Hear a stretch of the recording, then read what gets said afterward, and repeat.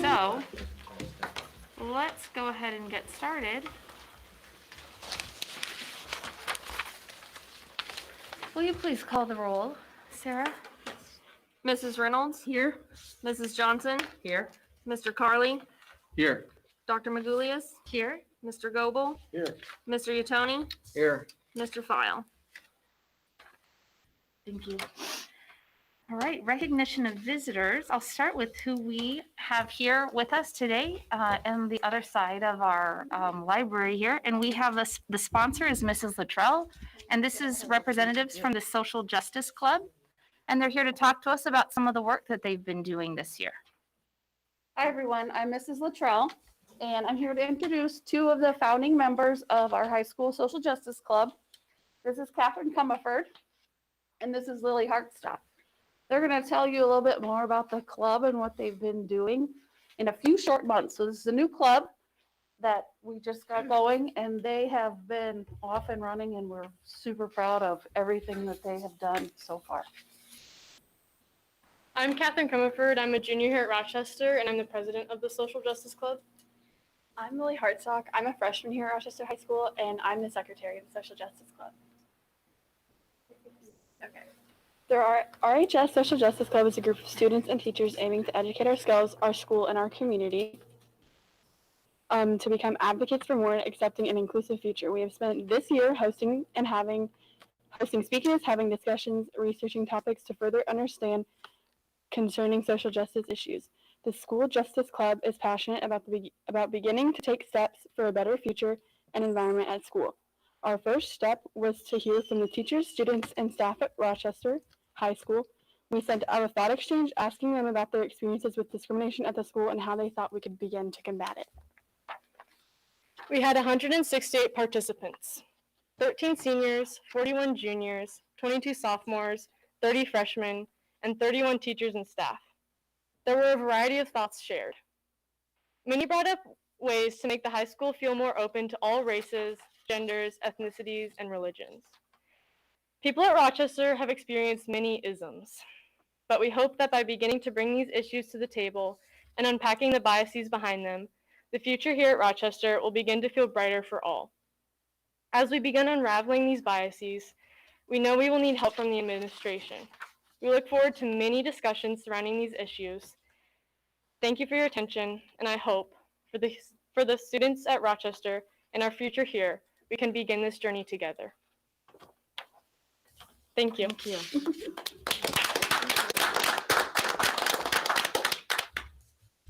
You guys have any questions for them or anything? I have no questions, but I just want to commend the young ladies here this evening in the Social Justice Club. As a whole, they started this in the fall, early in the school year, and had a plan. They just didn't come and say, we want to start a club. They had a plan and a set of goals that they wanted to accomplish, and have really started some courageous conversations, and they're already giving back to the community. They had a very successful food drive here recently, and we're very proud of what they're doing, and it's all about what Rochester School is about. So thank you for coming. And as I tell every student group that always comes to a board meeting, you are welcome to stay, but it only goes downhill from here. So if you want to leave, you're more than welcome to do so. Thank you. Thank you all. Thank you. Thank you very much. All right, are there any other guests or visitors that wish to be recognized? Okay. All right, we'll move on to the approval of the consent agenda. Is there a motion to approve the consent agenda as presented? So moved. Thank you. Second. Thank you. Call the roll. Mrs. Reynolds? Yes. Mr. Utoni? Yes. Mrs. Johnson, Yes. Mr. File, Dr. Magulius, Yes. Mr. Goebel, Yes. Mr. Carly. Yes. Financial reports? So on Mr. the McDermott? investment report, not a lot of change from last month, but just as a point of reference, we expend approximately $1.3 to $1.6 million per month on both operating expenses as well as payroll and benefits. And you can see from January to February, our balances dropped just a little over 692,000. Obviously, that number is less because of our evidence-based funding that we receive on a monthly basis, as well as some other state revenues that come in during the month. So that's why you don't see a drop nearly as great as what we expend in a given month. So that, like I said, is just for your information. Short-term rates really haven't changed much over last month. Long-term rates are up slightly, but not a lot of change there either. That's it on the investment report, Okay. unless you have any questions.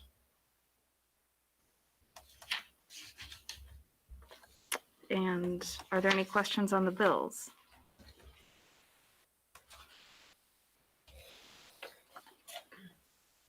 Okay, is there a motion to approve the bills, payroll, and treasurer's report as presented? I'll make that motion. Thank you.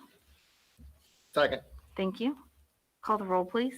Mr. Utoni, Yes. Mrs. Johnson, Yes. Mr. File, Dr. Magulius, Yes. Mr. Goebel, Yes. Mr. Carly, Yes. Mrs. Reynolds. Yes. Okay, the year-to-date fund summary? On the fund summary, you can see in your packet, the overall projected deficit continues to improve over last month.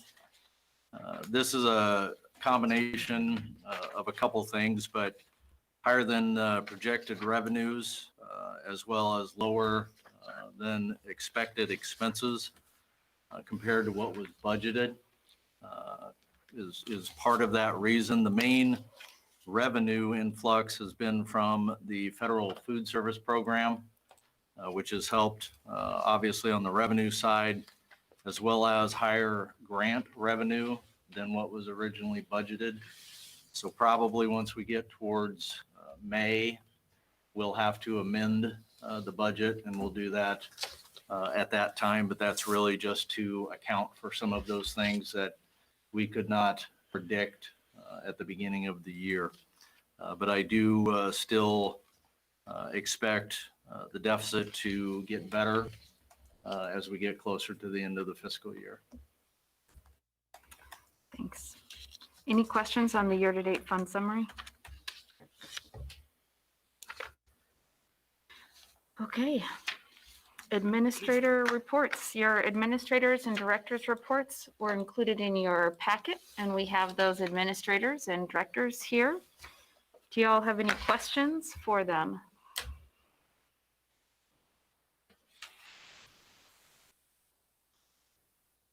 It's such a quiet meeting. All right, until now, Mr. Cox, will you please provide your superintendent's report? Yes, happy to. Before I get into it, one thing on Mr. McDermott's report as well with the Summer Seamless, the federal food service program, that has been extended. I did not put that in my most recent report, but that has been extended through September 30th. We're in process of talking with Aramark about what that could look like if we would continue forward with that, but certainly it's an option we're looking at and strongly considering doing. So it's been a positive for our families and been a positive for the school district as well. So with that, we have a lot of things to celebrate. I always try to point out some highlights going on in the district at the beginning of every meeting. And right now, I would say winter sports are concluding and fall sports are now underway. I use fall loosely. It does feel like fall today, maybe even winter still. But I want to thank our athletic directors, our coaches, our bus drivers, transportation department, administrators for working together to consolidate so many activities in just such a short window. We've also last week, Thursday through Sunday, we had theater return to the stage of RHS in the performance of Almost Maine. The performance was live streamed, social distance with 50 individuals in the audience, and the performers all wore face shields. So congratulations to the directors and the students and everyone involved for an outstanding performance. It was really cool to see what they had done and the creativity used to get a performance together. And it was very exciting, and I know the kids were excited. And then I just learned over the weekend that our RHS science team placed first place in the Regional Science Olympiad contest at Western Illinois University, and they've qualified for state. So congratulations to them. And I know I said last spring through the summer and fall that I would never complain about having activities and events to go to again, and I won't. Last week, I believe it was last week, there was 3 of the 5 weeknights where I was at multiple events in the same night and going late into the evening watching our kids going, and it felt great. It's good to be back and have kids back doing things that they love to do. Board packets. In consultation with Dr. Magulius, we're looking at an updated platform for the electronic board packets, transitioning from Google Docs to the platform specifically for board meetings called Quorum by a company by the name of Glimpse. I did include a link to a deal room where you could learn a little bit more about that.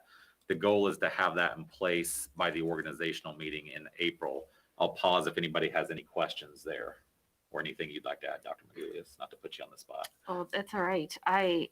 I'll just say I have found it challenging to use Google Docs for my own work and for board work. So, and it seems like there are others of us in that same kind of situation, juggling multiple Gmail accounts. So we're looking for something that really helps us delineate and find a platform that works for board work only. Because this is, case sensitive and private information. And I just feels more secure when we know this is where we go when we're doing our board work together. So he found a great deal. I think he negotiated a great deal Yes. to lock us into something to try. Yes, we looked at the only companies I was aware of for quite some time was Board Docs and Board Books. They're one and the same. Their base package runs approximately $5,000 per year. Their premium package runs $10,000 per year.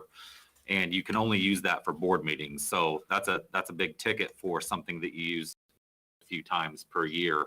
I was introduced through my network, introduced to a newer company called Glimpse, Quorum by Glimpse. They're approximately, I think, $2,600, if I remember correctly. It's $2,600, and it's not just for board meetings. We can use this for all meetings in the district. For administrative meetings, principals can use it for faculty meetings if they choose. District meetings. improvement, yes. Any type of meeting we have, we can use that for. So we're excited about that. And the other piece is it will aid us in increasing transparency and communication with our public when it comes to board meetings. If we so choose, we can share more than just the agenda. We have the option to click what's confidential information, or we can click something that's public information, and it will automatically be displayed on our website for Let's be people to be able to careful. see that. So Let's be careful. got to be with that really careful, feature. right? Yeah. Really careful. Will So historical documents be transferred over, or will we still go to Google Docs? I don't believe historical documents will be transitioned over, but that's a question I can ask. Yeah, I think it's a good decision. I've used a lot of board portals. I think the security will find wonderful, the flexibility, the ability to share information with the public and with us, and the document retention, having it all in one place, I think will be great. So I'm glad you looked at that. Thank you. Good. Good to hear. Even the Google Docs is relatively new. It is. But for several years I was on the board, it was just an email. So I Uh-huh. had to keep everything in a folder in my personal email, and that stuff wasn't transferred over. Yeah. So we've tested Google Docs for our purposes for 6 months, 8 months or so, and feels cumbersome. Yeah. So. Okay. And Ms. Lockhart is very excited about getting something different. So Yeah. she's the one that helps put the majority of these packets together. So it'll be a much more streamlined. She's been highly involved in helping us look at that as well.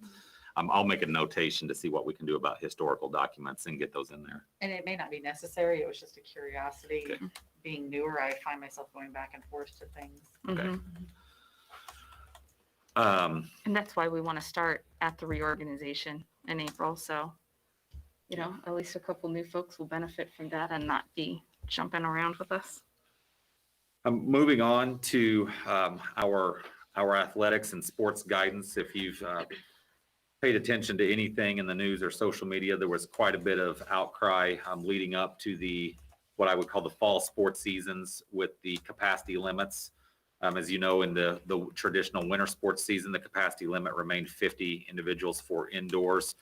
We did have a successful seasons with that. We really appreciate everyone's cooperation and the creativity it took to get people in and to clear gyms so people could watch their kids play basketball, clear the gym, people could come in and watch the Palms, clear the gym, bring more people in to watch basketball. So it was a lot of coordination, and everybody was very cooperative, and we very much appreciate that. Moving to the outdoor sports, at first, the guidance remained at 50 individuals. And then I think about a week ago or so, it was raised to 20% of the capacity of your facility. As many of you know, we've already started with our soccer games. Our first home game was last week. I was able to attend that. We had a capacity of 160 individuals at the soccer contest, and it went very well. Also, visitors are allowed, our visitor teams are allowing our spectators to come to those contests as well. So I included the soccer guidelines, but those have been out for a week for your purview and any questions you may have. And then also, we were able to finalize what we're doing with football. That's a whole different thing because you have many, many more participants, not just with your football players, but you have your band, you have your Palms, you have your cheerleaders. So there's significantly more participants. So what we're doing here at Rochester, and it will be similar, but it will not be the same in the CS8. They have their last athletic directors meeting tomorrow. I do believe, but I cannot speak on behalf of our opponent schools, but I do believe most schools are making some type of provision to allow visitors in. It'll just depend on how many. And when I say visitors, I do mean family members of the participants. So here at our home games, and our first home game is this Friday, each senior player or participant from football to Palm, cheerleader, and band members will be allowed to have 4 family members. This is for seniors. We'll have 4 family members. All other participants, freshmen through juniors, will have 2 guests each. We will have 100 spots reserved for RHS students. Our home bleachers will be divided into family pods, meaning we'll have seats of 4 together, and then they'll be spaced out in another seat of 4. That way we can fit as many people as possible into the bleachers. If we were to allow students, for example, into the home bleachers, you wouldn't be able to fit as many because you have to set them apart singly versus families you can group together. Our visitor bleachers will be designated for the RHS student section just for the spring 21 season. And the RHS band will have a reserved section in the north end zone. And then the area in the grass behind the south end zone will be additional reserved seating and areas for families to be able to be along with around the fencing of the field. We're, again, as with our other sports, we are not charging admission for our activities this year. All spectators will be asked to check in at the gate upon arrival. We will not have concessions, but spectators can bring in a sealed drink with them on their way through. And spectators must wear masks and continue to social distance when there. We are also going to stagger for football because that crowd can be much larger. It will be much larger. Even there, you're talking approximately 700 people will be at the contest. So we are staggering the entrance for starting with our senior parents at 5:45, all other parents at 6, students at 6:15, and visitors at 6:30. That communication has went out to families today, and we will continue to put that communication out in various platforms throughout the week. Any questions there? Huge thanks to JR and the coaches and every single person involved in making that happen, whether someone agrees with these requirements and regulations or not. The bottom line is we have to abide by them, and it's a huge undertaking. Just listening to you to describe that is a little baffling, so thank you to JR and coaches and principals and teachers and anybody else involved in that. Our top priority is to get the kids to be able to participate and play. The next priority is our senior parents. The next priority are the rest of the family members. And we felt like just with the high risk nature involved in football, especially, it was important to try to encourage and advocate as much as possible to allow visitor parents to come in. It's just a different sport. I mean, it's why we carry catastrophic insurance policies is for that sport, even though it can happen in others. it would be very difficult if a kid sustained an injury and they did not have somebody there in the stands for them. So we wanted to make sure that we did get some visitor families in to be able to see their children play as well. Along with that, moving on to our vaccinations, I'm just really encouraged by our staff and our participation, and have to continue to thank our nurses and especially Heather, who's been extremely vigilant about finding appointments and finding ways for vaccinations to take place. We are now, for total active employees, that's our part-time people, substitutes, individuals who coach but may not work in the district, 56%, 194 or 56% of those individuals are vaccinated. With our full-time faculty and staff, 72% are now fully vaccinated. And with our teaching staff, we are at 81% of our teaching staff with vaccines. We are hosting this Friday. The National Guard is going to be on site doing another vaccination clinic. And we were able to open that up to our daycare providers here in Rochester as well. So they'll be at the Rochester Intermediate School on Friday to vaccinate more individuals and here in our district, but also it's a service to our daycare providers in that 1B that they'll be able to get vaccinations through the health department on our facilities. So we're really excited about that. We're inquiring, I don't know if this will be possible, but we are inquiring if there are spouses of employees that fit category 1B or 1B plus, if they could get vaccinated through one of our clinics that we would host. That's not done yet, but we're certainly inquiring about that. And then I'll just close with a positive, the positive launch to reiterate what I said before. It's been a really welcome return to all of these activities, from our fine arts to our clubs to our athletic activities. It helps make education what it's all about, and a well-rounded education. And it's been a huge impact, not just on our students, it's been a huge impact for our staff and our community as a whole to start to see the return to these type of things. And it's certainly very rewarding to see our students excel at the things they love to do. So we're making progress, and we will continue to do so as the year goes on. Thank you. Okay, we'll move into old business, and we have the discussion of in-person learning plan transition. Mr. Cox, will you please provide that? Yes. Let me switch Change notes. gears. Yes.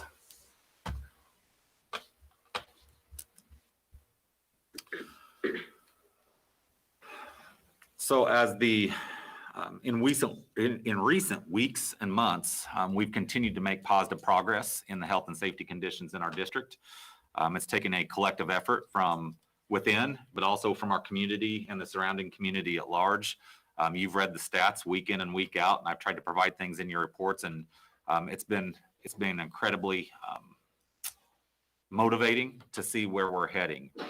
We have had, since February 19th, we have had one positive case in our district since February the 19th, and that was just recently. So I'm knocking on wood, but we've had a really good run. We hope that continues. It will still take vigilance to do that. We're still doing as many protocols as possible, cleaning as possible, and keeping our strict adherence to face masks. With that being said, along with our increased improvements in health safety conditions and also some changes in guidance, we're ready to make our next transition, as discussed last month, to increase our in-person learning. So beginning the week of March 29th, Rochester schools will transition to the following schedule to increase our in-person learning.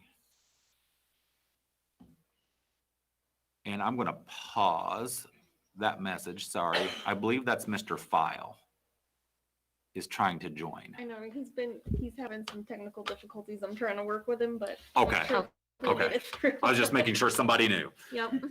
So after that commercial break, Thanks, nothing like suspense there, was there?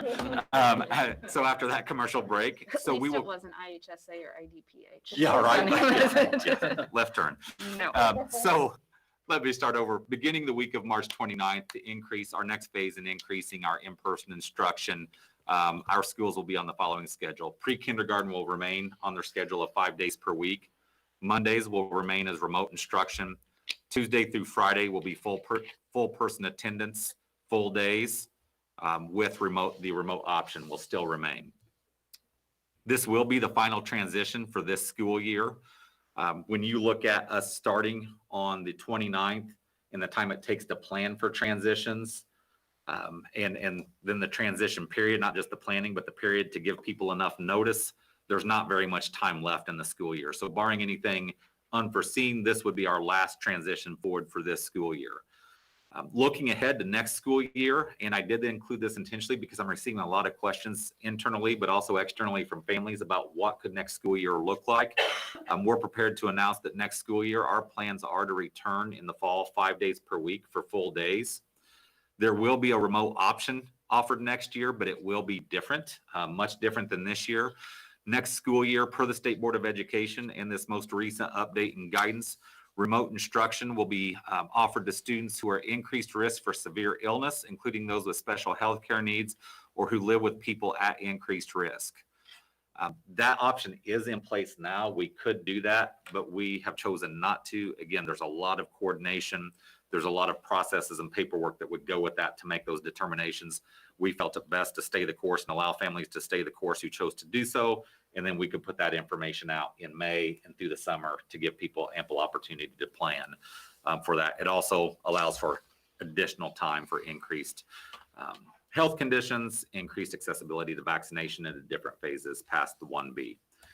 The remainder of the report that I included in your notes contains a great deal about the metrics. I'm not going to go through those metrics unless there's specific conditions or unless there's specific questions, because it's the same thing I've reported on pretty much all year, just with the updates. Nothing has taken a negative turn. It's all stayed stable or actually decreased, meaning improved. The last piece that I want to touch on that I've mentioned a few times in my various reports this evening is the released revised public health guidance by the Illinois Department of Public Health and the State Board of Education. Strict universal use of face masks remain in place. Outside of that, not a great deal has changed, but there's been a few key factors that have changed and have helped us in the schools. One of those things is social distancing is now defined clearly as 3 feet to 6 feet. That's a practice we've had all year. It's just the change in definition from the greatest extent possible now to a clear 3 feet to 6 feet. A big change for us has been capacity limits. These capacity limits are for in-person instruction time.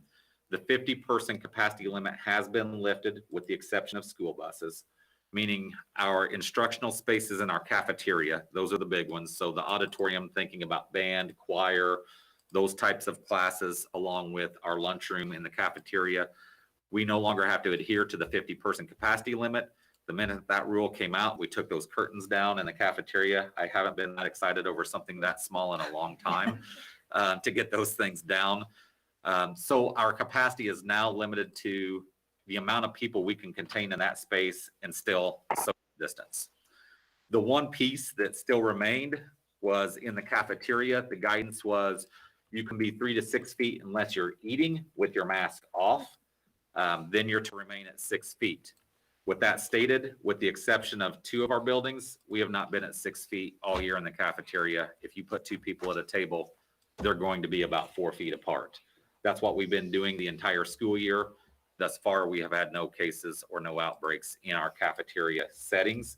What we're going to encourage our students and individuals to do is whenever they eat, they're going to be staying in the same seat like they have during the year. Time seating, once they're done eating, we'll have them put their mask back on whenever they're done eating. So it'll be for a short period of time. And with that, I'll open it up to any questions that you may have.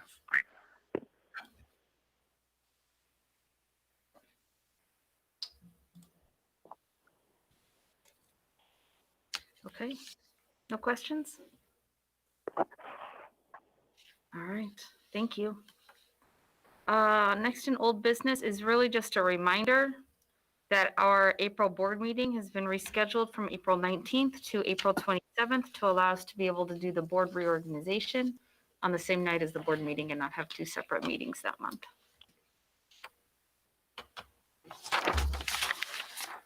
Okay, Do you say the 27th? So The it's going to be on a 27th. Tuesday? yes, That's the day of the canvas of votes, yes. Okay. or that they're due anyway. They could be done before. All right, and now on to new business. Board of Education committee updates. Are there any committee updates? There are no committee updates, but I just wanted to make the building committee aware and Sarah will reach out to everyone this week to try to schedule a date. We need to have a building committee meeting prior to the April meeting. The RFP, we had the pre-bid meeting for the request for proposals for the energy efficiency projects. There were two ESCOs, two companies that did come to the pre-bid meeting. So we do expect at least, or we'll expect two proposals. My recommendation would be that we have a building committee meeting and the board or the committee has the purview of two different choices. You can review the proposals and make decisions based off that and ask one company to come in and present to the entire board, or the committee could interview both at committee and then ask one of those companies or firms to come into the board meeting to talk with the entire board. My recommendation, especially since there's only two, would be to interview both at committee and then make a decision to bring somebody before the board to provide more detail to the entire board to help whittle that down and narrow it down. Okay.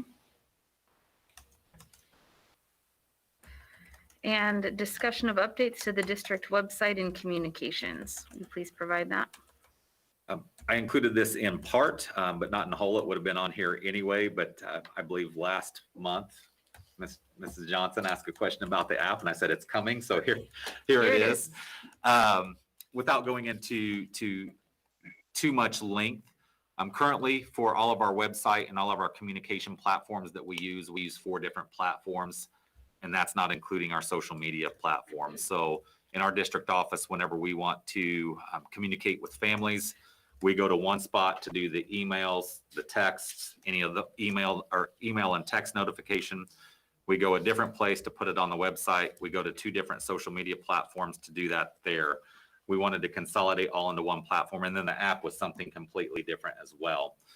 So we wanted to consolidate all into one platform. We're reviewing a company by the name of Aptigee, or we've already reviewed the company by the name of Aptigee. Aptigee does partner with many school districts throughout the nation, but in Illinois as well. Several of our neighboring school districts use that same service. I included the details of Aptigee. What we're looking at, the current annual cost that we pay now for these services I mentioned is $10,500. To transition to Aptigee, the initial setup is $6,650. The annual cost is $11,800. So it's just a little bit more, but you do get more benefit, more service from them. Also, you have the app platform in there as well that we discontinued with the anticipation that we would do something different. We negotiated in the development of the app for the school district a $0 fee for that and a 30% discount on the initial setup. And then we would commit to a 5-year agreement with Aptigee, and upon the renewal of the agreement, we would be locked in for another 5 years at the same price. So assuming we would want to stay with them, we would be locked into a set price for 10 years. Technology is not subject to the bidding threshold for school districts, but also this is under the bidding threshold anyway, but I just wanted to point that out in there for everybody. And I included a little bit of additional information from a video that Aptigee provided to give you any background information if you wish to access that. Okay, any questions? Is there a motion to approve the updates to the district website communications as presented by Mr. Cox? Well, that one just The says, report. it was information. So assuming we would want to stay with them, we would, no. Yeah, it's just a report. Okay. Yes, positive. For school district, but That one's not mine. It's on my list here to vote on it. All right. additional information. Okay, that takes us on to miscellaneous. Are there any items for miscellaneous? I'll share for the elementary. We had preschool screenings the last day today. Mrs. Shaw set that up. Special education teachers and speech teachers, that went very well. Had good turnout, a couple of cancellations, but a really good turnout. No screamers, no cryers. We had little red wagons to pull the kids down. I guess they were a little intimidated, but they came with their masks on, did their test, and had a great time. Kindergarten registration is currently online. We're starting to rack up some more kindergarten kiddos. So we'll have a full report next to you in April to kind of give you an update of how many kindergartens we got. Good. Good to hear from you. I have something from the intermediate school. Kelsey Amerson, fifth grader, won American Mothers, What My Mother Means to Me essay contest, which is like a a national award. Typically she'd be sent to Washington DC, but this year it's virtual. But we're super proud of her, and her essay will be filmed and recorded and played there. Nice. Very cool. Huge congratulations to her. That's awesome. Anyone else? All right, I will say there is one more meeting that these two gentlemen will be at, but not a full meeting. So I just want to say thank you to Todd and Bill, and you'll be missed. Thank you for your service. And with that, I'll also announce and remind everyone that the candidate forum is tomorrow night. What time? 6:30. 6:30, and it will be streamed, right? Yes. And that's Yes. going to be, They don't- the REA shared that link today, and we're going to put that on the district's social media platforms too, so people can access it there. So candidate forum tomorrow night, wishing everyone the best. All right, I might have to correct myself. It might be at 6. It's at 6. it's at Sorry. 6? Yeah, Okay, 6 on the 6 nose. o'clock. Thank you. Okay, the Rochester Board of Education is entering into closed session on Monday, March 15th at 7:06 PM. Do you need a motion? I do, I need a motion. I'll make that Thank you, motion. sorry, I jumped ahead Oh, again. that's all right. Second. Thank you. Call the roll. Sarah? Mrs. Reynolds? Yes. Mr. Goebel? Mr. Goebel? Yes. Mr. Tony? Mrs. Johnson? Yes. Dr. Magulius? Yes. Mr. File? Mr. Carly? Yes.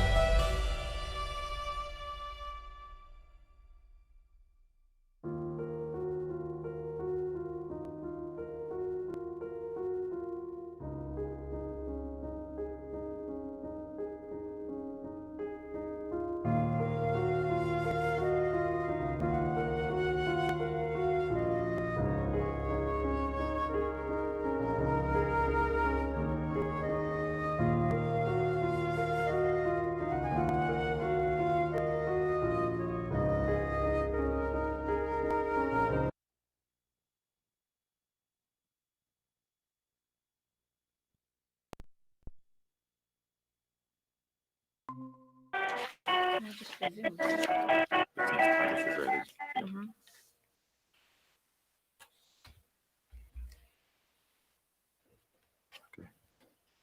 Okay, thank you. We will resume. Is there a motion to approve the personnel report, adoption of resolutions authorizing non-reemployment of full-time, non-tenured teachers? You got to do them separately. Do the personnel. I did, didn't I? No, we Oh, have to no, vote after each there's, one. there's number 2, sorry. There's number 2, I just kept reading. I had it over here. Okay, is there a motion to approve the personnel report as presented? So moved. Thank you. Need a second? Second. Thank you. Call the roll. Mr. Goble, Yes. Mr. Yatoni, Yes. Mrs. Johnson, Yes. Dr. Magulius, Yes. Mr. File, Yes. Mr. Carly, Yes. Mrs. Reynolds. Yes. Thank you. Is there a motion to adopt resolution authorizing non-reemployment of Emily Rodems as a full-time, non-tenured teacher, not in last year of probationary service? I'll make that motion. Thank you. I'll second. Thank you. Call the roll. Mrs. Johnson, Yes. Dr. Magulius, Yes. Mr. File, Yes. Mr. Yatoni, Yes. Mr. Carly, Yes. Mrs. Reynolds, Yes. Mr. Goble. Yes. And is there a motion to approve the successor collective bargaining agreement with Rochester Education Association? Yes, so moved. Second. Thank you. Call the roll. Dr. Magulius, Yes. Mr. File, Yes.